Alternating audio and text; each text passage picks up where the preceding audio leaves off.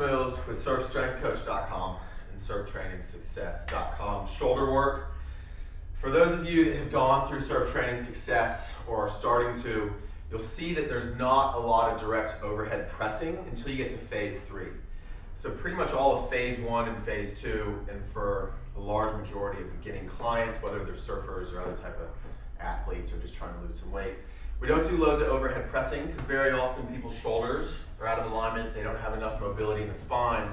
So it's a lot more pulling work or kind of posterior, like retraction work of the shoulders rather than going overhead. Because if this shoulder is out of alignment, look, I can only get my arm up that tall, whereas if I've got enough mobility through the spine and through the shoulder girdle, I'm coming here.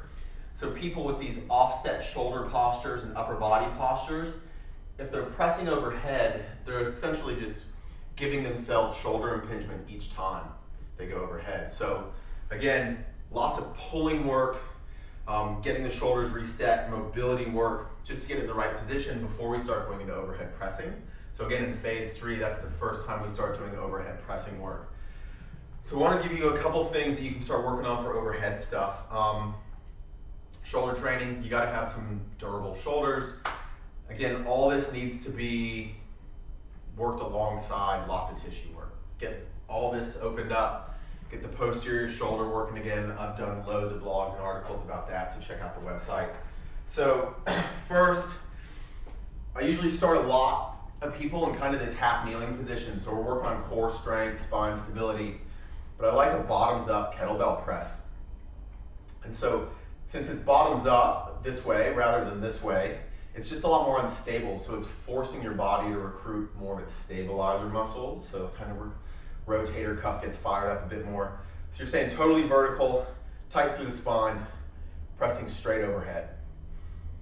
A lot more control, slower tempo.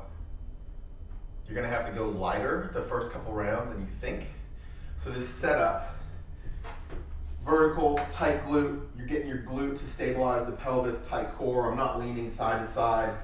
And again, it's just that straight vertical press. And this can progress to where you're standing. But generally, I'm trying to teach people how to utilize or how to organize their core properly rather than just standing up and arching the back. Get into this position, get tight, get them set up, and then have them press from there. Another one, people call these landmine presses. These are great because you're not really going vertical. So even for those with a little bit of shoulder funk, these are usually a better option because again, that angle of pull or push is just allowing for more clearance in the shoulder. Tight stomach, tight glute, pressing, clean controlled movement. You can throw some weight plates on there. Landmine presses are good.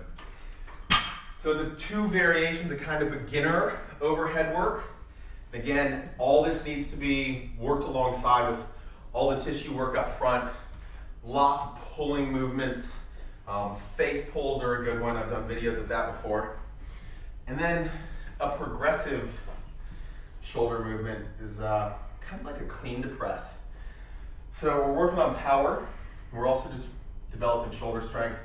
So you need to have a good deadlift before you start doing any type of power clean movements. Start in that deadlift position, good backs. And then control it down.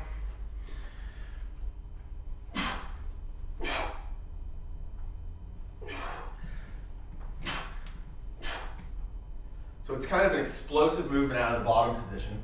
So this, you need to be efficient with deadlifts.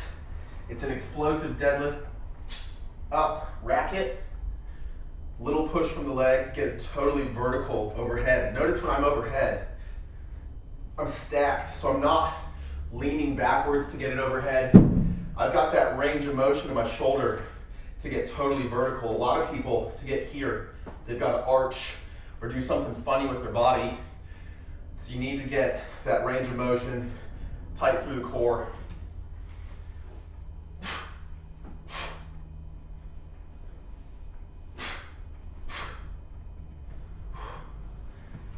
Shoulders, train them smartly, lots and lots of pulling. Check out all the other stuff I've done on the blog in regards to tissue health, shoulder health.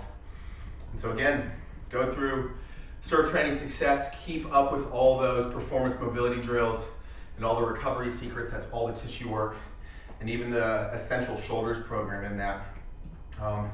If you're having some stuff with your shoulders, check out the Surf Training Success. It's got an entire manual just on shoulders and things you can start doing to surf pain-free.